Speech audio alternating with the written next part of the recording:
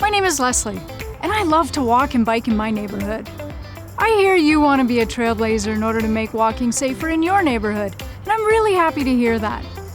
In order to do this important job, you just need to know how to walk, and you need to take an oath. Sounds easy, right? But let's see what that means for a trailblazer. The Trailblazer Oath really describes your job as a trailblazer. When you become a trailblazer, you promise to do the things in this oath to the very best of your ability. You can find the oath on the parent form on our website. After your parent or guardian submits the form, we'll send a traffic vest to your classroom so you can get started as a trailblazer right away. Hey, let's read the oath now. I am a trailblazer. I wear the Trailblazer vest with pride to signify my advanced knowledge of road safety rules and to make drivers more aware that there are students walking in our school community. I follow a preferred route to school shown on the Trailblazer map at my school in an effort to make safer routes more obvious to other students and parents.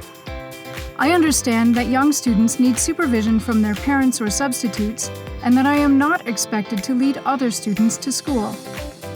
I also understand that I am expected to act kindly, and I help others solve and report problems that may arise on their walk to school. That's it. Look for the link to the parent form at the end of this video. A trailblazer has to know what to wear to be safest while walking to school. All trailblazers wear a safety vest like this one to and from school when they're performing their trailblazer role, so other students can identify them in case they need help. The vest uses bright neon fabric and reflective striping. Wearing bright colors like neon makes you more visible to drivers when there's lots of light. And reflective stripes reflect the light of headlights, helping drivers see you when it is foggy, dusky, or dark, even at night. Let me show you what I mean, and you can try this when you get your vest. Notice that when the lights are on, the neon fabric is much more visible than the shirt underneath. And you can see the reflective striping, but it's not glowing, and it wouldn't get your attention from a distance. Then turn off the lights so your room is dark. You can't see the neon any better than you can see the shirt underneath it, can you? You can't even see the reflective striping when there's no light whatsoever. If we introduce a little bit of light, like there might be from the moon or a street lamp if you're walking outside in the dark, you still can't see the neon very well. But suddenly, you can make out the reflective stripes. And if we introduce a beam of light, like directing a flashlight at the vest, it lights up like a firefly, and you could see it from a great distance.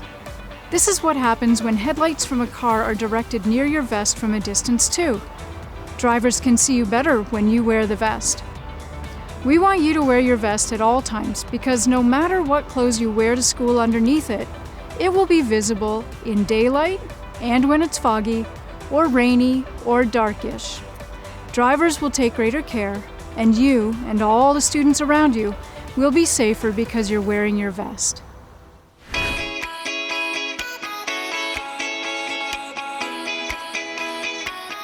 I'm going to review 7 different pedestrian skills now.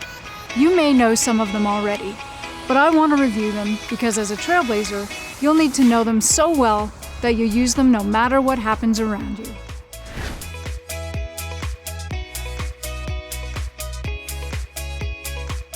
First, we'll look at a pedestrian crossing. Where should pedestrians walk? The answer is B. The letter A here is in the middle of the roadway where cars may be driving at the same time pedestrians cross the street. C is close to where the drivers stop their cars on the thick white line. Sometimes cars come over that line a little bit, so it's really important to stay on B, the ladder crossing. And when there are white lines instead of the ladder crossing, stay between the white lines.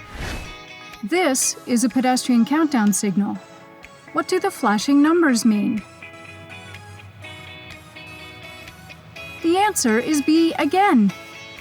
You have this many seconds to finish crossing if you've already started to do so. If you arrive at a corner and see numbers counting down, do not start crossing.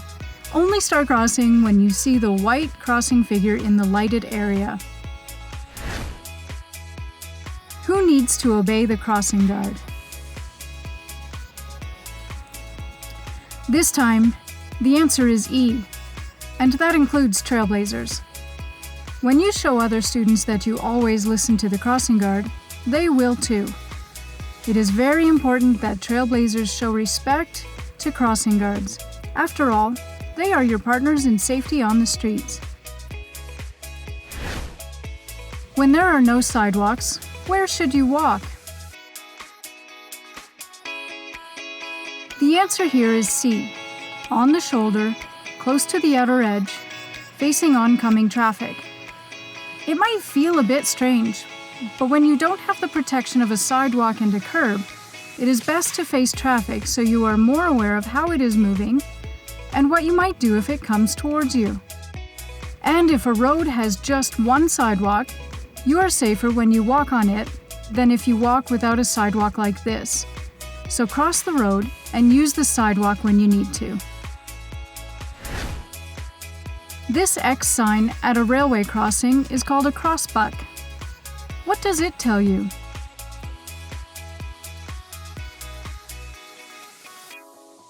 The answer is C.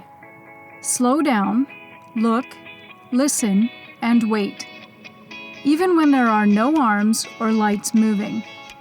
Take your time and determine if there is a train approaching. Notice the little sign that says 2 tracks here. That means there are 2 tracks at this crossing, and it's also very important to notice because if a train is parked on or near the track, it might block you from seeing another train coming on the far track. You must always take your time, look, and listen to see if a train is coming.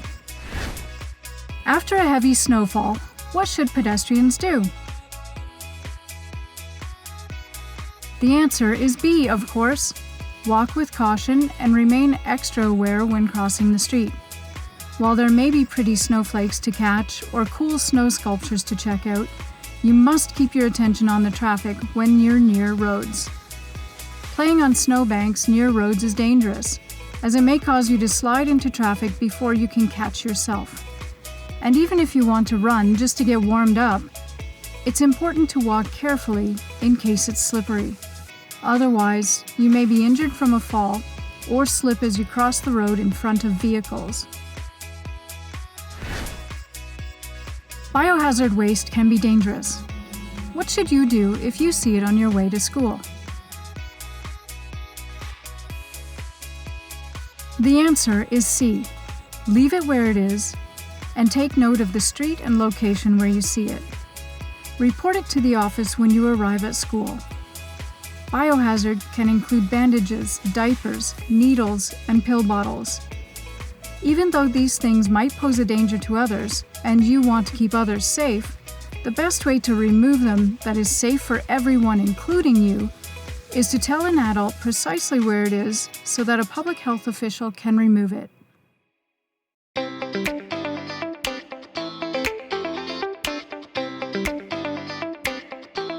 Our friend Alex is going to use a fake street crossing to act like he doesn't know safe pedestrian skills yet. Why are we using a fake background? Because we'd never want to act irresponsibly in the real world.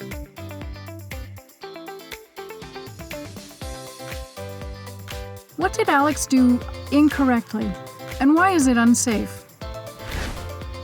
Alex crossed without looking. He could have been hit by a car. Or he could have shown other smaller students that it's okay to run into traffic without looking, and they could be hit by a car if they ever tried it themselves. The proper way to cross is to look left, look right, and look left again before crossing to make sure the roadway is clear of cars and there is enough time to cross.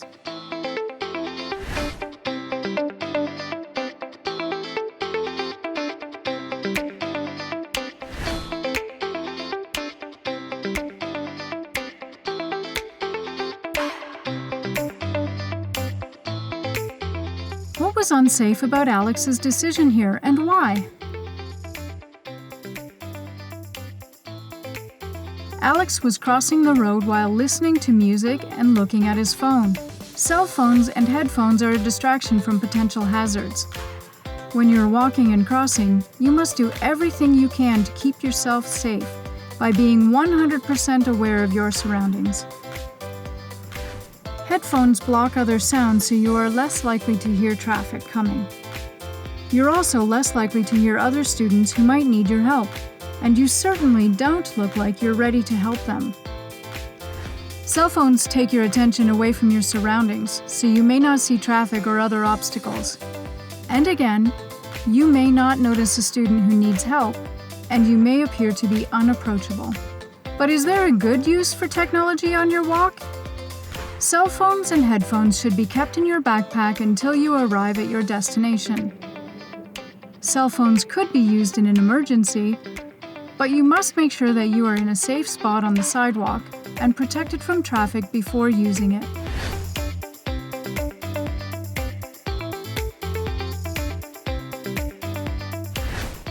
These signs and lines are the markings of what transportation people call a pedestrian crossover. There are more and more of them in the region of Waterloo, so I thought you'd better know how to use them. First, approach the crossing near the ladder crossing. If there is a button with a sign like this, press it. If no button is available and cars don't seem to notice that you need to cross, you may put your arm out to make sure they know you wish to cross. Look left, right, and left to ensure that cars in both directions have come to a complete stop, and make eye contact with drivers to ensure that they see you before you start to cross. Keep your eye on cars until you're finished crossing. If there's more than one lane of traffic in both directions, proceed with extreme caution and watch for movement, especially if you've already started to cross. Cross at a safe pace. Do not run. While crossing, continue to watch drivers in both directions until your crossing is complete.